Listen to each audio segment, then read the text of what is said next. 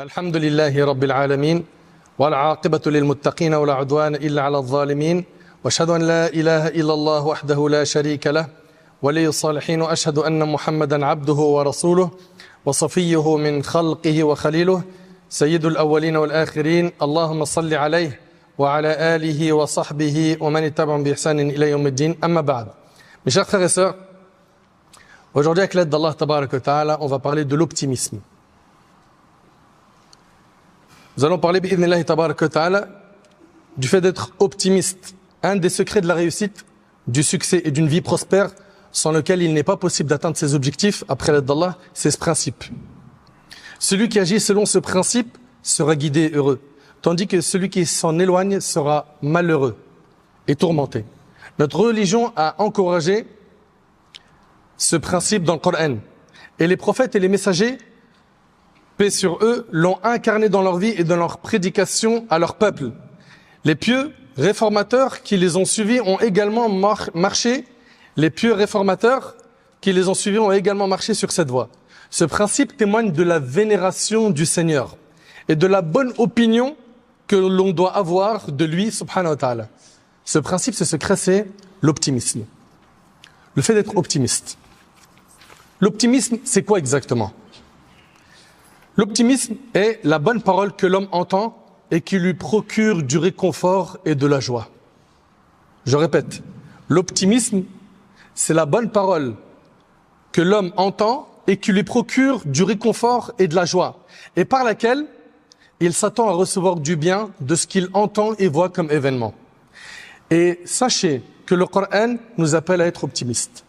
Les prophètes ont été optimistes. Dans les moments les plus difficiles que notre prophète alayhi salatu wassalam a traversé, il était optimiste. Et aujourd'hui, malheureusement, illa man rahimallah, sauf ceux à qui Allah fait miséricorde, on a autour de nous beaucoup de pessimistes. Beaucoup de gens qui ne voient que du sombre et du noir. Et ils ne voient rien de bien. Et là, on vit une époque où les optimistes se font de plus en plus rares. Et le pessimisme a pris trop d'ampleur. Par l'optimisme associé au travail acharné et à la patience, les objectifs se réalisent. Écoutez attentivement, s'il vous plaît. Par l'optimisme et le travail acharné et la patience, les objectifs se réalisent par la grâce d'Allah. Allah Tabarak wa Ta'ala, dans le Coran, il nous dit فَإِنَّ مَعَ الْعُسْرِ يُسْرًا إِنَّ مَعَ الْعُسْرِ يُسْرًا. La difficulté s'accompagne toujours d'une facilité. Oui, la difficulté s'accompagne toujours d'une facilité. Par l'optimisme, les âmes se libèrent des effets négatifs, des épreuves et des calamités de la vie. Oui, parce que subhanallah, regarde, quand tu analyses le destin, l'on sait que parmi les piliers de la foi, il y a le fait de croire au destin qui soit bon ou mauvais, n'est-ce pas? Mais quand on dit croire au destin qui soit bon ou mauvais, en réalité, il est mauvais en apparence. Le destin, quand il va être mauvais, il va l'être en apparence. Mais sinon, il ne contient que du bien pour le croyant. Parce que c'est une source de purification. L'épreuve, c'est l'expression de l'amour d'Allah pour son serviteur croyant. L'épreuve nous élève en degrés. Donc effectivement, au moment de l'épreuve, ça fait mal, mais quand tu réfléchis en méditant sur les textes de notre religion, tu réalises en fait que ce qui t'a touché, c'est un mal en apparence, mais c'est un bien finalement. C'est pour ça qu'il faut être optimiste, mes chers frères. Que ça touche à ton échelle personnelle, familiale, ou même à l'échelle de la Ummah, ce que la Ummah traverse, il faut rester optimiste. Et garder espoir. Et penser du bien d'Allah Tabarak wa Ta'ala. Avoir une bonne opinion d'Allah Azza wa Jal, le maître, le créateur. Et de garder en tête que lorsque l'épreuve s'intensifie, c'est que la délivrance, elle est proche. Allah Tabarak wa Ta'ala dit, la difficulté s'accompagne toujours d'une facilité. Oui, la difficulté s'accompagne toujours d'une facilité. Par l'optimisme, les âmes se libèrent des effets négatifs, des épreuves et des calamités de la vie, les transformant d'échecs en réussite, de mal en bien, de problèmes en solution et de difficultés en facilité. Allah Tabarak wa Ta'ala a révélé lors de Hadithatul Ifk, cette calomnie qui a touché notre mère Aïcha radiallahu anha, lorsque le chef des hypocrites l'a accusé d'avoir commis l'adultère avec le compagnon Safwan radiallahu anhu. Et Allah Tabarak wa Ta'ala, qu'est-ce qu'il va révéler dans Sourate An-Nur, lorsqu'il va innocenter notre mère Aïcha, il va dire La tahsabuhu sharran lakum bal huwa khayrun lakum. Ne pensez pas que ce soit un mal pour vous, c'est au contraire un bien pour vous. C'est une épreuve. Allah Ta'ala, il dit, c'est un bien pour vous. Et notre bien-aimé Muhammad sallallahu alayhi wa sallam aimait l'optimisme et fermait toutes les voies menant à son contraire, en les combattant avec la plus grande ferveur. Anas radiyallahu anhu relate que le prophète sallallahu alayhi wa sallam a dit, le hadith il est chez l'imam al-Bukhari et Muslim. Le prophète sallallahu alayhi wa sallam a dit, point de contagion, ni d'augure. En revanche, l'optimisme me plaît. Vous entendez? Et quand je pense qu'aujourd'hui on a même des discours religieux totalement pessimistes, mais on est censé suivre le modèle du prophète Muhammad alayhi salatu wassalam. Si toi tu es quelqu'un de pessimiste de nature, tu dois faire un travail sur toi pour devenir optimiste, comme l'était notre bien-aimé Muhammad alayhi salatu wassalam. Il se peut que tu es quelqu'un qui voit tout noir, sombre. Tu es quelqu'un de pessimiste. Travaille sur ton cœur pour être comme le prophète alayhi salatu wassalam, pour donner de l'espoir dans les moments les plus difficiles. C'est ce qu'a fait le prophète alayhi salatu wassalam. Il n'y a qu'à voir sa biographie. En revanche, l'optimisme me plaît. Qu'est-ce que l'optimisme? Demandèrent les compagnons. Écoutez ce qu'il a dit. C'est la bonne parole, répondit le prophète alayhi salatu wassalam. La bonne parole. Ça va mal pour toi, tu vis de dures épreuves et t'as quelqu'un qui te dit, t'inquiète pas, Allah il t'aime. Il t'a éprouvé pour te rapprocher de lui. Il te purifie des péchés. C'est ça qui est demandé dans la religion. Le prophète ensemble, quand il visitait quelqu'un de malade, qu'est-ce qu'il lui disait? Il lui disait, la ba's tahour inshallah, ça va aller. C'est une source de purification si Allah le veut. On en est où par rapport à ce comportement prophétique? At-tafa'ul, l'optimisme. Le prophète ensemble, quand on lui a demandé qu'est-ce que l'optimisme, il a dit c'est la bonne parole. Et notre prophète alayhi salatu wassalam était quelqu'un d'optimiste. Dans les moments les plus durs, il est avec Abu Bakr radiyallahu anhu dans la grotte de Thawr. Et ça y est, Quraysh, ils sont à 2 doigts de le trouver lui et son compagnon. Sa tête est mise à prix. Et Abu Bakr devient inquiet. Et il en fait part au prophète alayhi salatu wassalam, qui lui répond, que penses-tu de 2 personnes qui sont assistées par Allah? Que penses-tu de 2 personnes qui sont assistées par Allah? C'est un moment difficile. Ils étaient à 2 doigts de l'attraper. Mais le prophète sallam, c'est quelqu'un qui a une bonne opinion de son Seigneur Azza wa Jal. C'est quelqu'un qui est optimiste et qui a une bonne opinion de son Seigneur Azza wa Jal. Ça, c'était notre prophète Muhammad sallallahu alayhi wa sallam. Et également, lorsque l'armée des musulmans était vaincue à Uhud et que les compagnons ont ressenti de la faiblesse et du chagrin, le prophète sallam craignait que ses compagnons ne tombent dans le pessimisme à cause de ce lieu.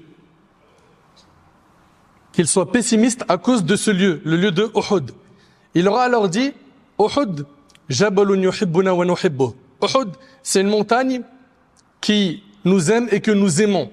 Cela n'était rien d'autre que pour couper les liens du pessimisme dans le cœur de ses compagnons auprès de lui.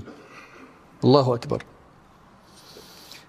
Les prophètes également était optimiste. Le prophète Adam alayhi salam, après avoir commis son erreur qui est mentionnée dans le Coran, lorsqu'il était au paradis, il s'est repenti et il était optimiste.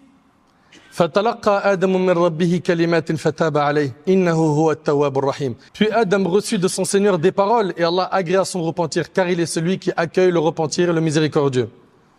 Adam alayhi salam était quelqu'un d'optimiste. Il était optimiste quant à l'acceptation de son repentir. Le prophète Nuh alayhi salam, si Nuh n'avait pas eu confiance en l'aide de son Seigneur, il n'aurait pas construit l'arche sur la terre ferme. وَيَصْنَعُ الْفُلْكَ وَكُلَّمَا مَرَّ عَلَيْهِ مَلَأٌ مِّن قَوْمِهِ سَخِرُوا مِنْهُ قَالَ إِن تَسْخَرُوا مِنَّا فَإِنَّا نَسْخَرُ مِنكُمْ كَمَا تَسْخَرُونَ.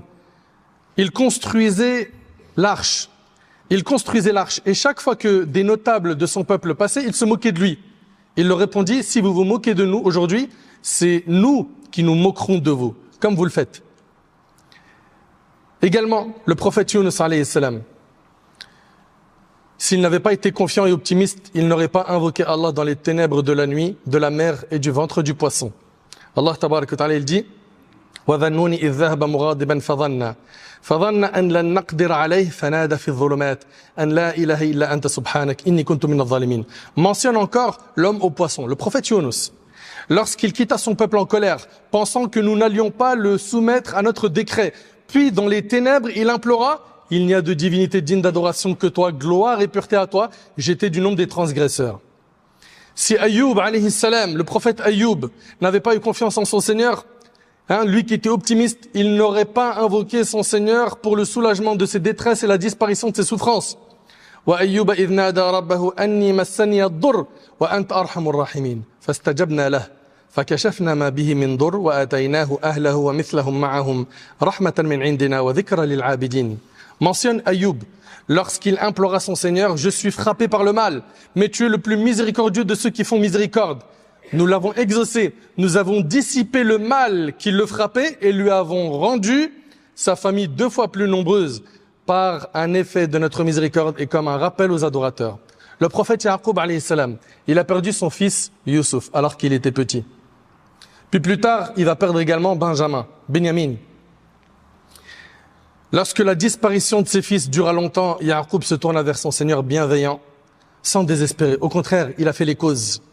قال إنما أشكو بثي وحزني إلى الله وأعلم من الله ما لا تعلمون يا بني اذهبوا فتحسسوا من يوسف وأخيه ولا تيأسوا من روح الله إنه لا ييأس من روح الله إلا القوم الكافرون.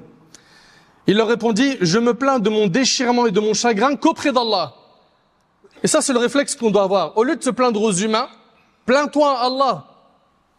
Aujourd'hui, malheureusement, non seulement on a des musulmans qui ne se plaignent pas à Allah, mais pire que ça, ils vont se plaindre d'Allah.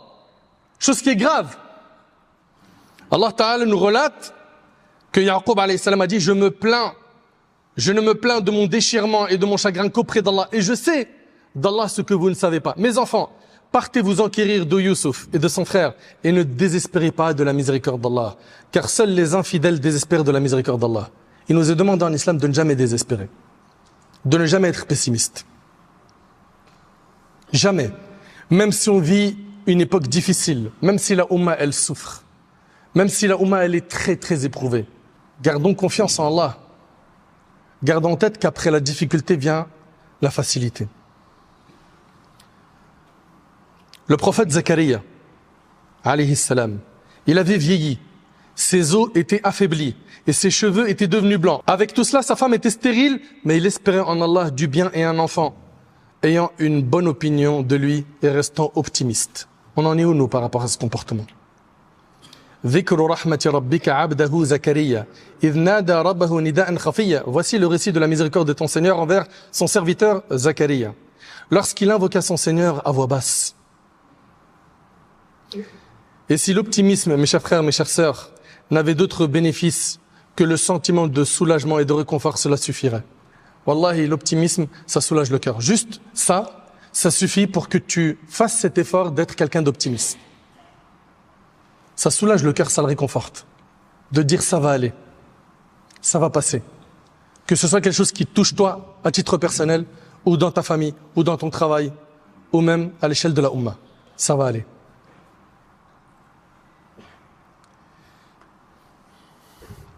Avec l'optimisme, tu réalises également un acte d'adoration d'une grande importance qui est la bonne opinion d'Allah. Car comme tu penses que les choses seront, elles seront. Allah Ta'ala a dit, je suis à l'égard de mon serviteur selon ce qu'il pense de moi. Et c'est rapporté par Bukhari, Muslim selon Abu Huraira. Il est nécessaire d'élargir le champ de l'optimisme dans la vie. Combien de mots ont changé positivement le cours de la vie de certains? C'est ainsi que Abdullah ibn Mas'ud radhiyallahu anhu a entendu la voix de Zadan, qui avait une belle voix occupée par les instruments de musique et des chants. Ibn Mas'ud radhiyallahu anhu lui a dit, comme cette voix est belle si elle était dédiée au livre d'Allah. Lorsqu'il entendit cela, Zadan rejoignit Ibn Mas'ud, l'embrassa et se mit à pleurer. Abdullah ibn Mas'ud radhiyallahu anhu lui rajouta qu'il allait gagner l'amour d'Allah. Il lui a dit qu'Allah Ta'ala a dit, Inna Allah yuhibbu at-tawwabin wa yuhibbu al-mutatahhirin. Allah aime ceux qui se repentent et aime ceux qui se purifient. Nous devons faire l'effort de chercher les meilleures paroles lorsqu'on parle avec ceux qui nous entourent et d'être optimiste, de dire de bonnes paroles qui réconfortent, qui rassurent. وَقُلْ لِعِبَادِ يَقُولُ الَّتِي هِيَ أَحْسَنُ إِنَّ الشَّيْطَانَ يَنْزَغُ بَيْنَهُمْ إِنَّ الشَّيْطَانَ كَانَ لِلْإِنسَانِ عَدُوًّا مُبِينًا. Dis à mes serviteurs d'user des meilleurs propos, car Satan cherche à semer la discorde entre eux. Satan est pour eux Satan est pour l'homme un ennemi déclaré. Ce comportement-là de l'optimisme, c'est le comportement de l'islam, c'est le comportement des prophètes. Les prophètes sont nos modèles. Allah Ta'ala dit Ulaika alladhina hada Allah fabihudahu muqtadih. Fabihudahu muqtadih. Voilà ceux qu'Allah a guidés, suis donc leur voie. Il s'agit ici des prophètes. Taïb, très bien. Comment faire pour passer du pessimisme à l'optimisme? Premièrement, habitue-toi, fais l'effort de prononcer des bonnes paroles. Quand tu es touché par une épreuve, que ce soit à échelle personnelle ou bien à l'échelle de la Ummah, apprends à dire des bonnes paroles. Au lieu de dire des paroles, ça y est, c'est fini, hein, la Ummah, elle n'existera plus, etc. Et tout ce qu'on entend comme discours sombre et négatif, sois pas de cela. Ça va aller, Inch'Allah. Ça émane du Coran et de la Sunna. Si toi, tu es musulman, c'est ça le comportement que tu dois avoir. Si tu as du mal avec ça, le problème revient à l'état de ton cœur. Soigne-le. Soigne-le. Donc, premièrement, habitue-toi, efforce-toi à dire des bonnes paroles. Deuxièmement, fréquente des personnes optimistes. Si toi, autour de toi, tu n'as que des gens qui, en voyant la plus petite information, tout de suite, ils t'envoient un discours très sombre qui éteint le moral. Tu vas pas t'en sortir. Troisièmement, pour être optimiste, note tes réalisations et tes succès du passé. Écris-les. Ce que tu as réussi dans ta vie. Tu as bien réussi des choses.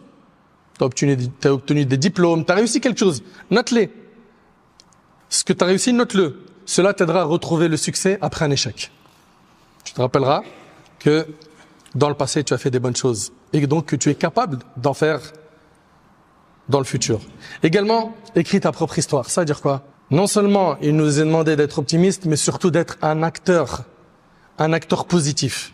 S'il y a du mal qui se répand autour de nous, comment faire pour que ce mal diminue? En augmentant le bien. À chaque fois qu'un bien apparaît, il éteint un mal. Ouais, comment on fait? Regarde, t'as vu tout le haram, t'as vu tout le facette, t'as vu la corruption, t'as vu ce qui se passe autour de nous, t'as vu? Œuvre.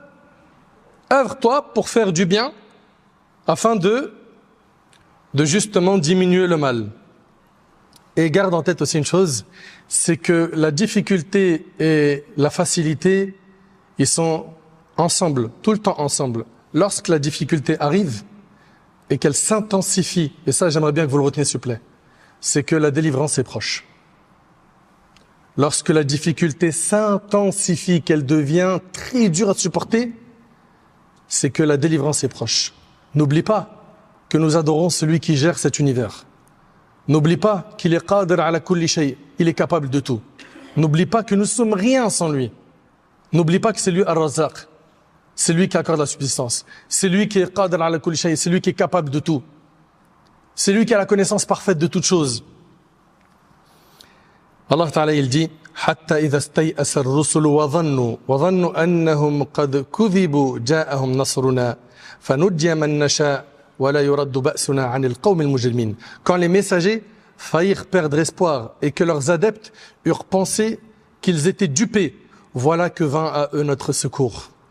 Ça s'est intensifié, c'était dur, la délivrance est arrivée.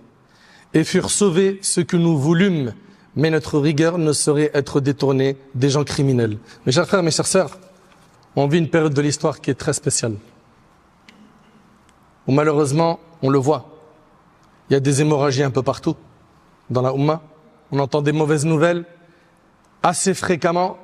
Ce qu'il faut en tant que musulman, c'est rester optimiste, avoir une bonne opinion d'Allah, avoir confiance en Allah et surtout œuvre.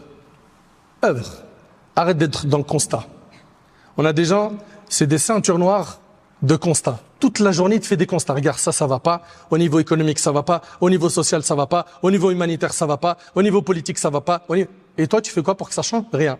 Tu es là que pour faire des constats. Bouge. Bouge, fais quelque chose. Sers à quelque chose. Fais en sorte que ta vie, ça soit un projet. Sois utile. Chacun d'entre nous a des facilités, des capacités. Exploitons-les. Chacun à son échelle avec nos compétences. Si chacun fait ça, vous verrez par vous-même que cet optimisme ne sera pas simplement une théorie dans notre vie, mais se transformera en quoi? En de beaux fruits que nous récolterons, Inch'Allah. Enfin, j'implore Allah subhanahu wa ta'ala de nous utiliser dans le bien. J'implore Allah subhanahu wa ta'ala de faire de nous des optimistes. J'implore Allah subhanahu wa ta'ala de nous pardonner nos manquements. J'implore Allah tabaraka wa ta'ala de nous accorder la piété, la véracité dans les paroles et les actions.